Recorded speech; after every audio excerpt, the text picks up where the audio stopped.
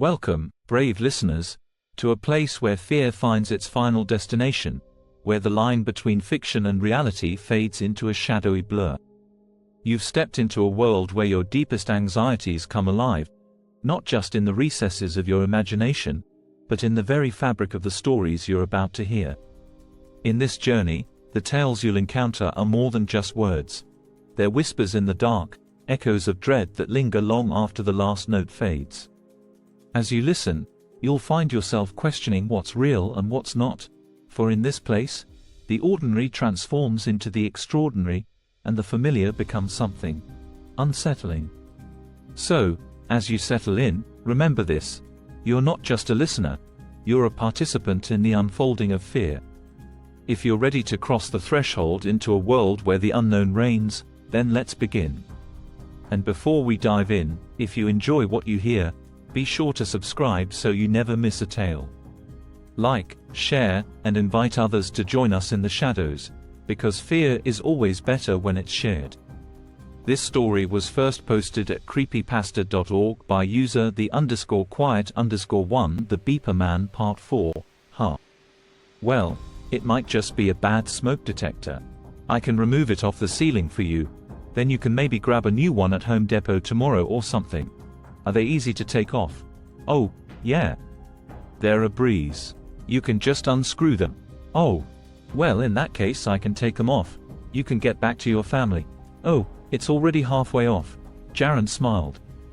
Thanks, Mike. Oh yeah, no problem. If there's anything else I can do for ya, just let me know. And I don't just mean handiwork. I've got a good paying job right now, and I know money's tight for you too. I'm not going to take your money, Mike. If you ever change your mind, I'm just one Venmo away. Thanks, Mike. You're the best. He stepped down from the chair with the smoke detector in hand. You want to keep this?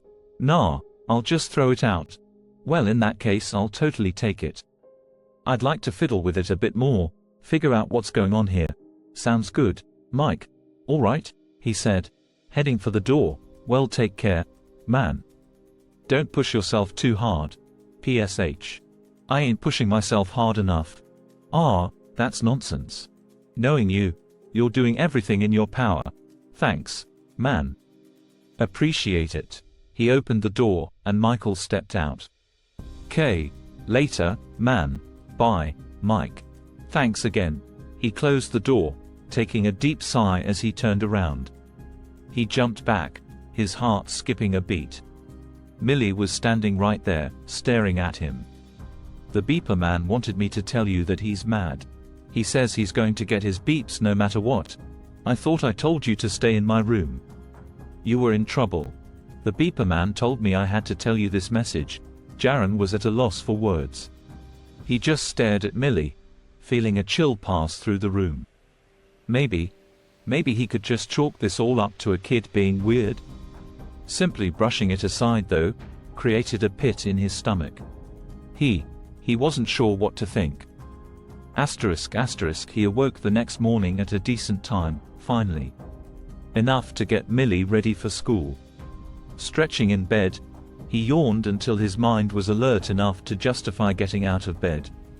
He slipped on the same pair of sweats he did every morning to get Millie ready, and stepped out of his bedroom to go and wake her up. Millie, he shouted. Millie, time to get up. He looked towards the laundry room, suddenly aware of the washing machine beeping. Millie, come on, let's get up, okay, she groaned back. Jaron continued to walk towards the laundry room, his heart palpitating. He opened the door, the beeping noise of the machine filling the air. What the? He approached it, opening the door and looking inside to see an empty drum. It beeped again, and then again, and again. Beep after beep after beep. You're empty. I didn't have a load going last night. What the heck is going on with you? He banged on the top of it, but it only seemed to beep louder. Daddy? He jumped, startled. He turned around to face his daughter. What are you doing? The washing machine won't stop beeping for some reason. I told me what? The beeper man gets his beeps. He wants them. He's gonna get them no matter what. Millie, Go and get in the shower. You need to be ready for school. I told you you shouldn't have gotten rid of the smoke detector. Millie, get in the shower. Jaren growled. He reached around back behind the machine, grabbing hold of the cord and pulling it from the wall. The beeping suddenly stopped, and he turned around. Millie was still standing there, staring up at him. You should have left that plugged in. Come on, time for school. Go and get in the shower. He put his hand on her shoulder, turning her around and then ushering her towards the bathroom. You should listen, Daddy. The beeper man says he'll get what he wants. Just get in the shower, Millie. Don't forget to leave the door unlocked. She stepped into the bathroom, shutting the door behind her. Jaren went into the kitchen to pull out the cereal and milk, putting them on the table for when Millie came out. He sat down himself, placing his hands on his forehead. What the heck? What the heck? First his smoke alarm went on the fritz, and now his washing machine. He couldn't just plug and unplug it every time he needed to do laundry. He could barely reach back there. But he couldn't afford to replace the dang machine either, not without a job. The dang things. Why was he born into a time where everything was so dependent on electronics? This whole thing was absurd. Millie came out into the kitchen, smiling when she saw the sugar cereal on the table. Thank you, Daddy. Yeah, you're welcome. He took a deep sigh, standing up and heading for the freezer. Where are you going, Daddy? I'm just gonna microwave some frozen sausage for myself for breakfast. Oh. Okay. He opened up the freezer and pulled out the bag, taking a few out and putting them on a plate. Daddy? Yes, Angel. He said, putting them in the microwave. The beeper man says to tell you not to unplug the microwave. He wants to hear the beeps. Millie, he yelped, nearly on the verge of shouting. There's no such thing as a beeper man. I told you, you saw him in your dreams. He's standing right at the microwave next to you. Jaren spun a full 360, not seeing anything. He stared at Millie, feeling his heart rate increasing. She was really starting to freak him out. You're not allowed to talk about the beeper man anymore. Okay, Millie. Why not? Because I said so. The microwave signaled it was done, and he opened the door. He pulled out the sausage and closed it again, being startled by the sudden beep it made. He placed the sausage down on the counter, grunting as he glared at the device. Not you too, dang it. I told you so. I said you aren't allowed to talk about the beeper man. He said he would get his beeps, one way or another. Millie, shut it and eat you dang food. She went silent after that, but Jaren was too frustrated to feel any twinge of guilt.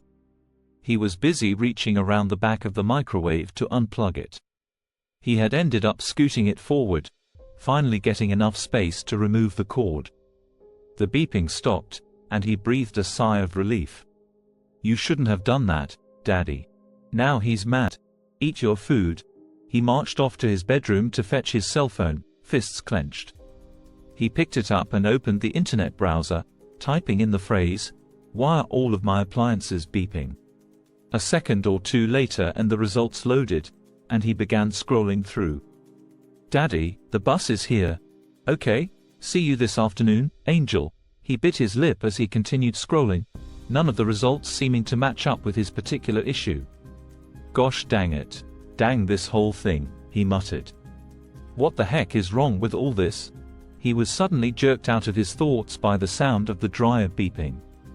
He dropped his phone on the bed and marched off to go and fix it.